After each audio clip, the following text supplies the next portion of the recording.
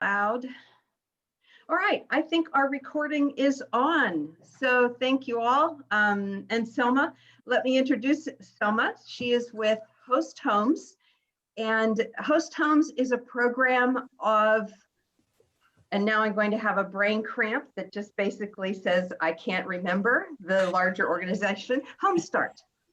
And Homestart is an organization that works to find housing for people in a variety of situations where they cannot find housing that's stable. So Selma is here to talk with us about Host Homes, which focuses their efforts on teens and young adults mostly. And this is a program that's been going on in a variety of places across the country. But what they are very seriously looking at now and in need of homes are in East County. So Selma is the manager for that program. And so Selma, welcome. Thank you for joining us. And I will turn it over to you. Selma, would you like to start with sharing your screen? Yeah. Can you give me sharing access? I'm gonna give that a try right now. Will that work? Yeah, there we go. Okay, wonderful. Thank you, Selma. Of course. Okay, can you all see that? Mm-hmm. Great. Yeah. Cool. So hi, everyone. I'm really happy to be here today. Like Bridget mentioned, my name is Selma. I'm the Host Homes Coordinator with Homestart. And today I'm going to talk or introduce you all and talk to you all a little bit about the Host Homes program. Before I go too much into the program, I wanted to kind of zoom out and talk about youth homelessness or youth housing insecurity in San Diego County, and then we'll zoom into El Cajon specifically. So earlier this year, so every year we do a point in time count across the nation to kind of count how many houseless individuals we have in the county, in the city, all of that. So so the chart on the left side of the screen shows the point in time count for the homeless count in all of San Diego. And I want to focus specifically on the youth. So youth, there are about 659 housing insecure or homeless youth in San Diego County. And of those youth, about 30% of them are what we call couch surfing. So that's sleeping on someone's couch or kind of just crashing at a friend's house, at a family member's house, but not really having stable housing. And that's also included in the homeless or houseless population. And then about 25 of those who are couch surfing, of the 30% were formerly in foster care. And this is something important to bring up because we'll talk about, what are some kind of adverse childhood experiences that might make someone more vulnerable to experiencing homelessness. And being in the foster care system is definitely one of them. And we see that in a lot of youth that we work with as well. On the other picture shows of the youth count, kind of the demographics or the experiences that a lot of them are facing. So 12% of them reported having a mental health issue. This next one, 40% of the youth who are counted reported being homeless for a year or longer.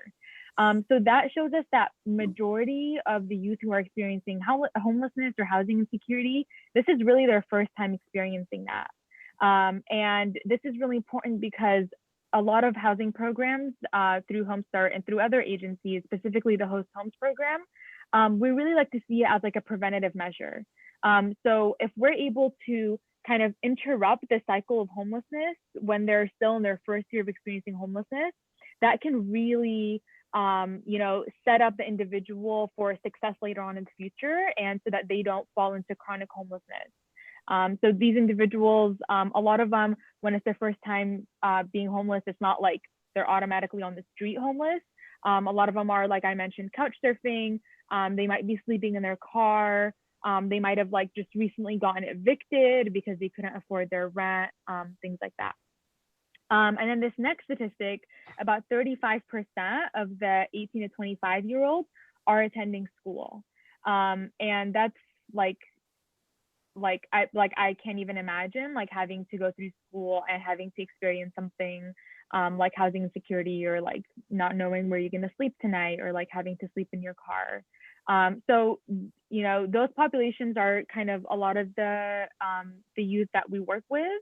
And then there's also 14% reported exchanging sexual acts as a commodity, like for food, drugs, clothing, place to stay.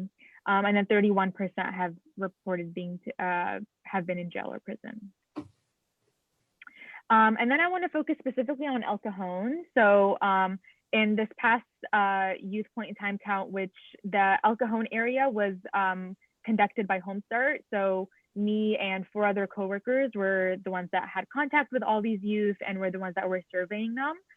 So we surveyed about 73 youth, and we worked with them, extensively. Of those 73 youth, 4 of them were housed through the Host Homes program that I'm going to talk to you all about today. And so this is something, the Host Homes program has been around for a little less than a year, and we've already housed about 5.5% of El Cajon's homeless youth population. And so I'm honestly like really proud of that statistic, and I just wanted to share that with you all today. So, and these youth that we housed and that we're working with, 2 of them are attending school and working at the same time. One of them is working right now, and one of them is looking for a job. So really the Host Homes program sets up these youth to achieving self-determination and self-sufficiency in the future. And now I'll talk to you a little bit about the Host Homes program. So the goal of the program is to bridge the gap between housing insecurity and permanent housing by providing safe housing and food for youth experiencing homelessness or housing insecurity, and helping these youth reach their objectives to build stronger, healthier communities. So how the program is done, we screen, train, and provide ongoing support to adults in the community like yourselves who volunteer to open up their homes. So really part of the program is to recruit hosts in the community, individuals who have an extra room in their home and they're willing to take someone in between the ages of 14 to 24 years old. The hosts receive a $500 monthly stipend for every month that the youth is staying with them. And then while the youth is in the home, the youth conducts weekly case management meetings with myself as their case manager, and we really work towards stabilization and self-determination, like I was mentioning with the youth that we have in the program right now. So why Host Homes, or why is it such like a unique and special program? Host Homes is a safe transition-like housing. It's very grassroots and non-institutional. So it really removes a lot of the barriers that youth may experience when they're trying to look for a home, such as bad credit, such as if they have an eviction history, things like that really prevent or are big barriers for youth, especially young people who are just getting financially stable. It's a very cost-effective program. Long-term relationships can be established.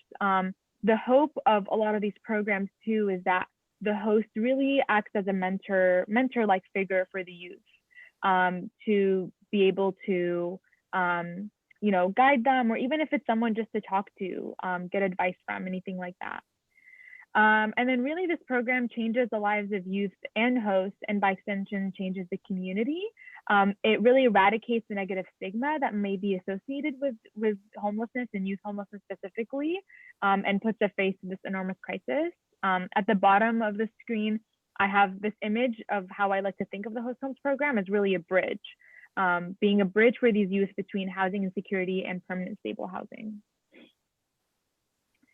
And then just to go into more detail about the host and youth processes, and then, if you all have any questions about this, or if you'd like more detail, we can talk about it later. But so primarily for the host side, it's a lot of community organizing and relationship building, like I'm doing right now, presenting to different people, informing people about the program, and really trying to find people who are interested in becoming hosts. So if you're interested in becoming a host, you complete an application form, a background check, and 1 to 2 interviews. Then we do a host training. It's like a short 1-day training. We schedule a home inspection, and then we go through this process. It's like a matching process. So the host is able to identify what they're looking for in a youth. The youth is able to identify what they're looking for in a host, and we really try to make the best match possible based on what each person is wanting. And then we do what we call a host-youth contract. So the host and the youth come together. They talk about what are their expectations in the home, what are their expectations about living together, and their expectations coming into the program. And if after both of these processes, the host and the youth are both comfortable with moving forward, then we move forward with the placement. Once the youth is placed in your home, we do weekly host check-ins. I don't have it listed here, but we do monthly to every 2 months home inspection. And then also monthly host support meetings where we get all the hosts together to talk about their experience, and the Home Start therapist is there for advice or anything like that. And then from the youth perspective, the youth is referred by another Home Start program or another agency. We complete a biopsychosocial needs assessment and a host homes intake to really screen for eligibility. And then the same thing, we go through the matching process and the host-youth contract, making sure that both the host and the youth are comfortable along the way. When the youth is in the program, we do weekly case management to work on their goals. And then we're also able to provide wraparound services, so like transportation and other kind of financial assistance that lead towards their employment education goals. And then I just wanted to show this. So currently, like I mentioned, we have 4 youth housed in the Host Homes program, and we have 3 hosts. So one host is doubling up, hosting 2 youth. So we have 3 youth in the program, and we recently did like an evaluation, and this is just some of the feedback that we received. So how would you rate your overall experience with the program? One host said 7 out of 10, 2 hosts said 10 out of 10. How would you rate your support from the Host Homes coordinator? One host said 8 out of 10, 2 hosts said 10 out of 10. And would you recommend the Host Homes program to a friend? And all 3 of them said yes, 100%. So kind of, what are we looking for in this program, and how can you all support this program? The greatest challenge we faced, and especially because of COVID has really it's exacerbated this, is recruiting hosts. So I'd like your support in helping me to seek out hosts around Central and specifically East San Diego. So are you interested in becoming a host, or do you know someone who may be? You can also sign up for our newsletter. So if you want to maybe message me your email address, we can sign you up for our monthly newsletter. Feel free to share this information with your networks. We have more information on our website about the program. You can invite me to present at something like this, either at a faith community or any other group that you're a part of that you think people would like to hear about this program. And if you have any other ideas, feel free to share them with me about host recruitment, anything like that. Yeah, so that's my presentation. We can, I don't know if we want to go into questions or more of a discussion.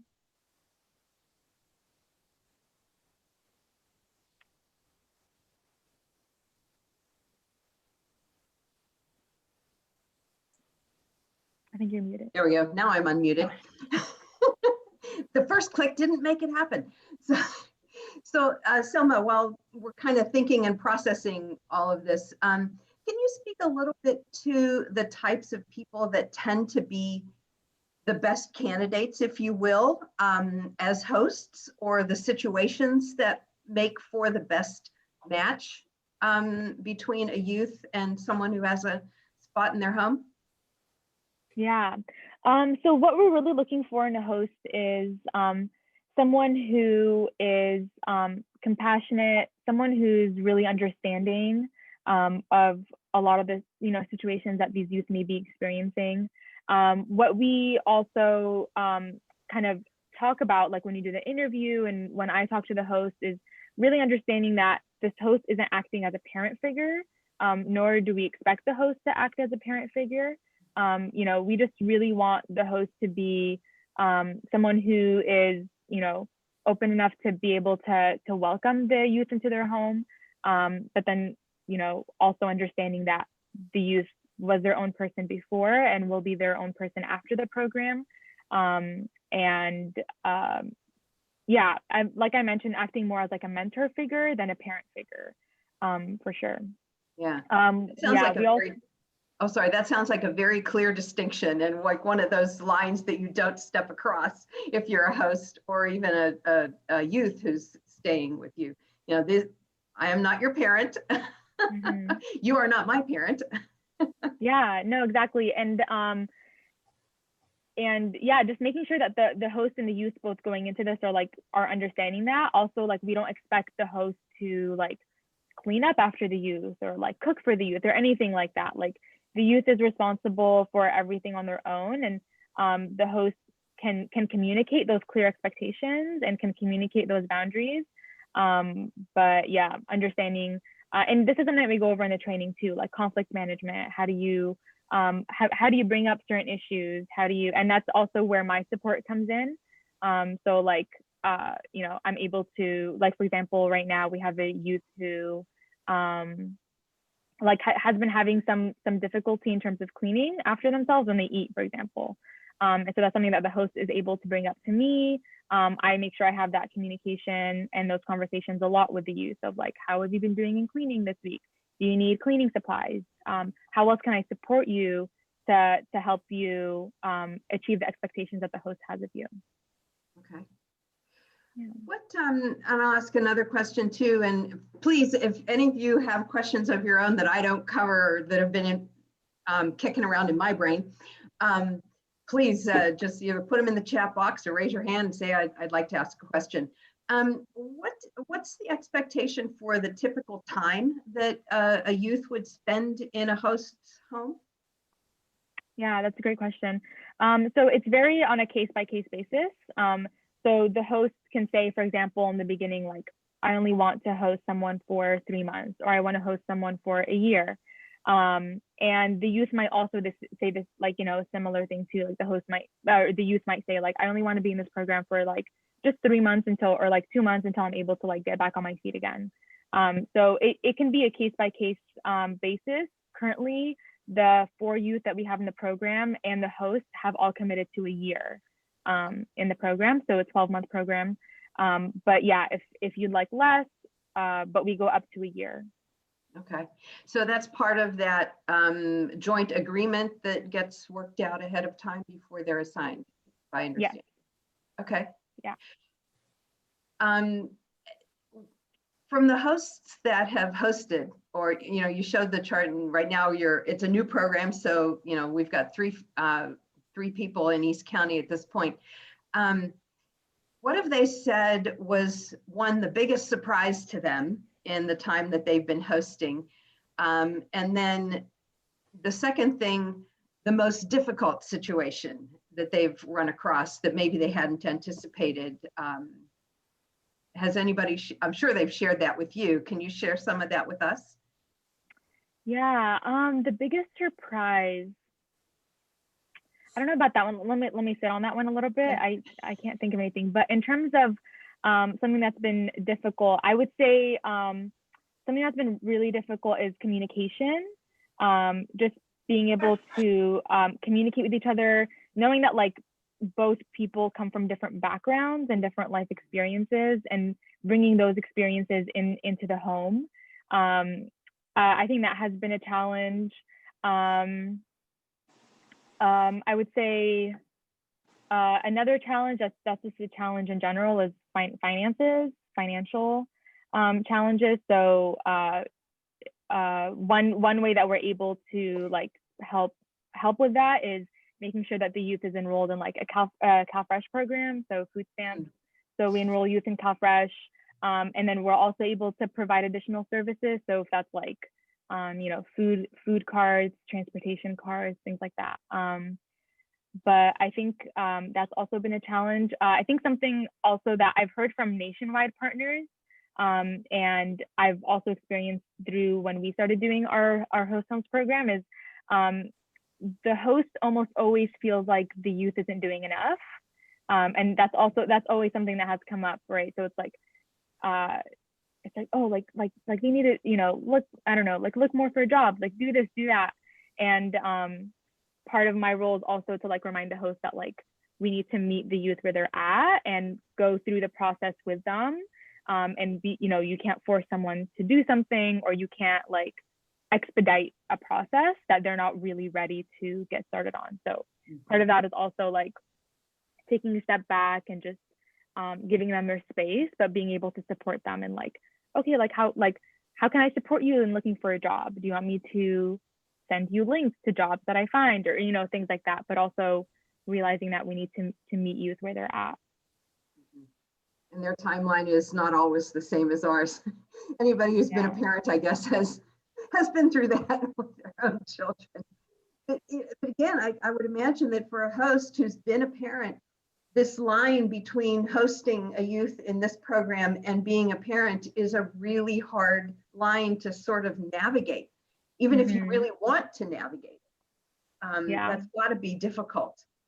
Yeah, no, for sure. And there's even hosts that have told me like, listen, like I've been a parent, I raised my children, I don't want to reparent again. Like I'm not here to parent again. Yeah, like that's completely valid as well. And so, but yeah, navigating that line between like giving the youth independence and giving them the space to grow, but then and them living in your home, but also not acting as like a parent figure. That's definitely like a yeah. And there's a lot of trial and error. I would imagine so on both sides. Yeah, exactly.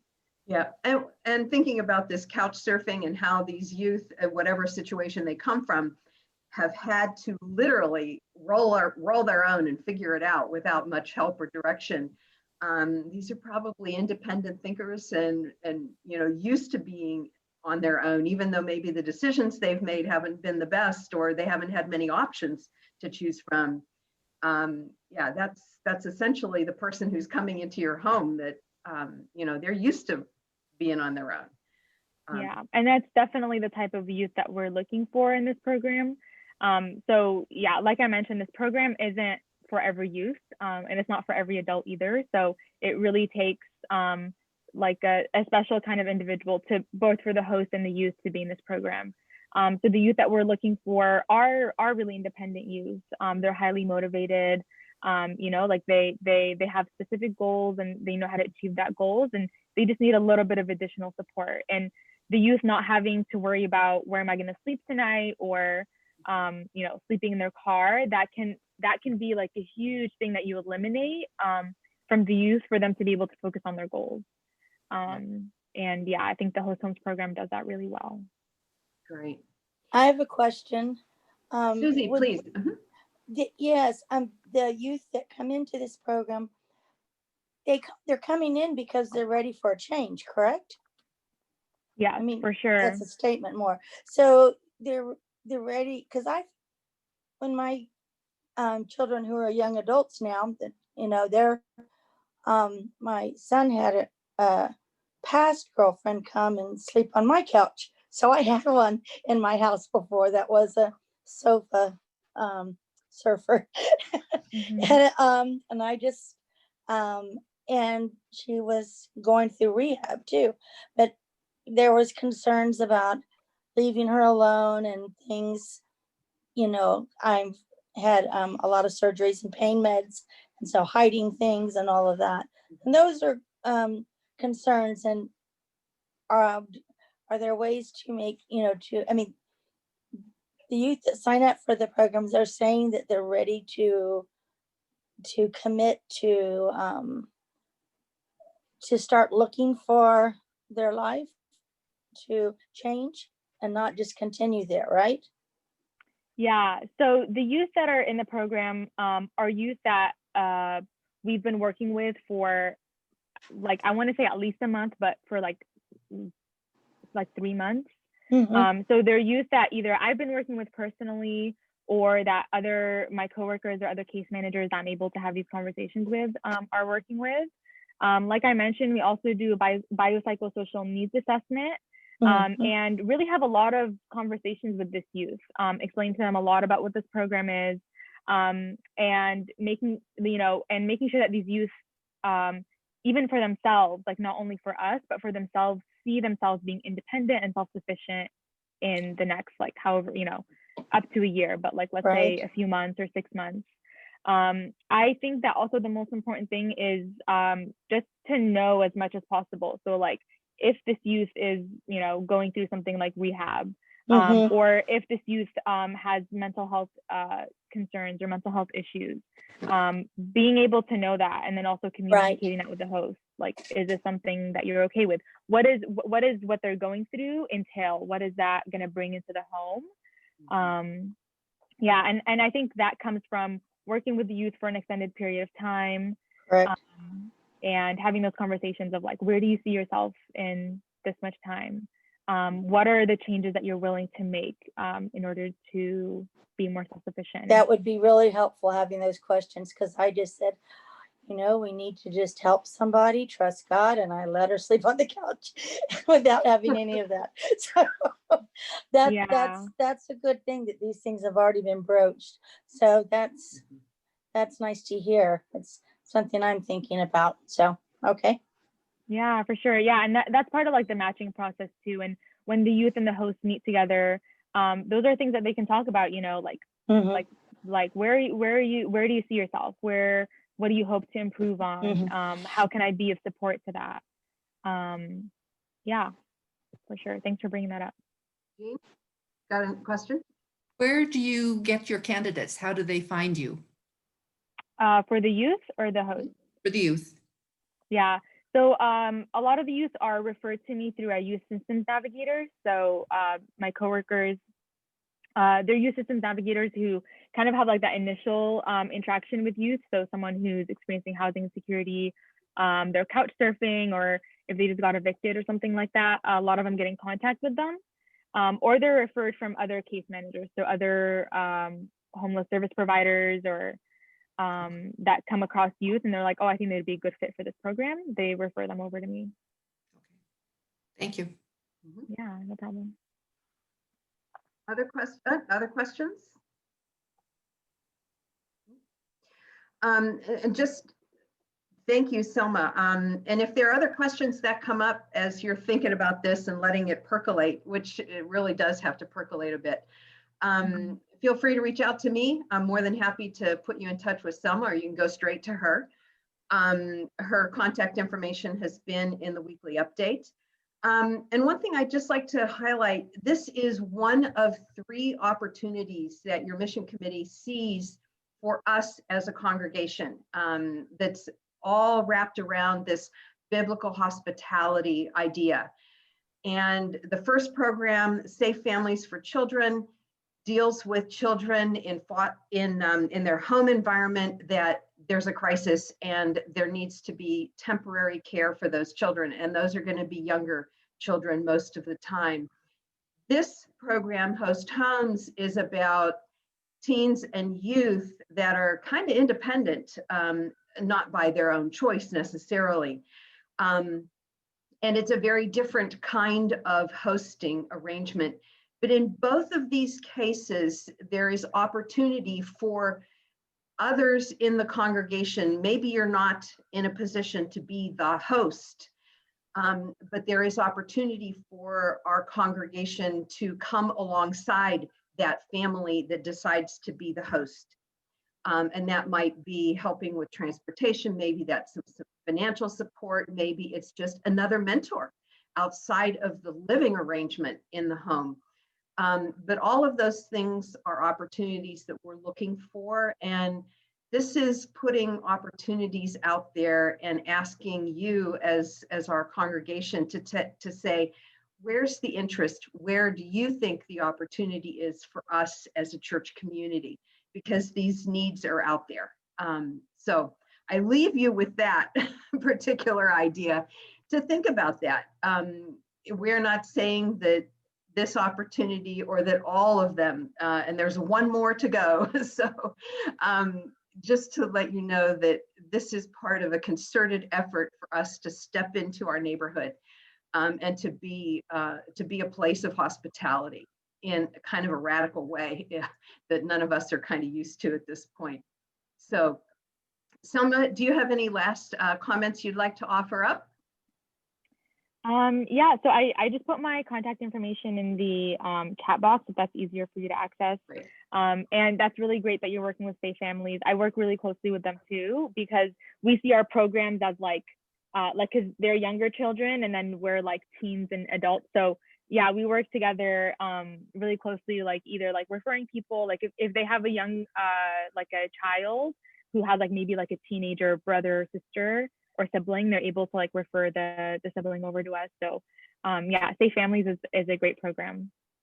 Right. Okay. Any other Thank comments you. from anyone else?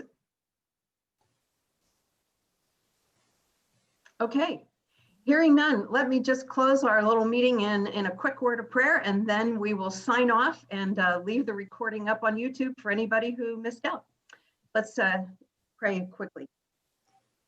Father God, thank you for the opportunities that you give to us, your people, your community, to step in and be part of our larger community.